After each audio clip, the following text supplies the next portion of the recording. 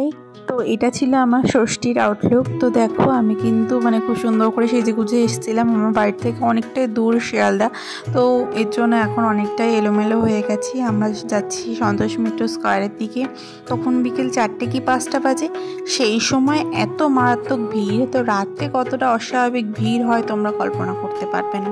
রাতে যে শোটা ছিল অপারেশন সিন্দুর থিমের ওপর, তো সেটা এখন চালায়নি, যেহেতু দিনের আলো প্রচণ্ড, সেদিন খুব রোদও দিয়েছিল। ষষ্ঠীর দিকে অতটা সেরকম মেঘ বা বৃষ্টি দেখা যায়নি। তো এতটাই ভিড়, মানুষ উপভোগের থেকে বেশি ফটোগ্রাফিতেই বেশি ইনভেস্ট করছে, দেখছে কম, ছবি তুলছে বেশি। তো দেখো মারাত্মক ভিড়ের মধ্যে আমরা কষ্টে সৃষ্টে প্রতিমা দেখলাম, খুব সুন্দর করেছে, ভালোই করেছে। তো ফাইনালি শিয়ালদায় আমরা থেকে ট্রেন ধরেছি বলে জানলার পাশে একটা সুন্দর সিটও পেয়ে গেছি। ঘেমে নিয়ে অবস্থা খুবই খারাপ।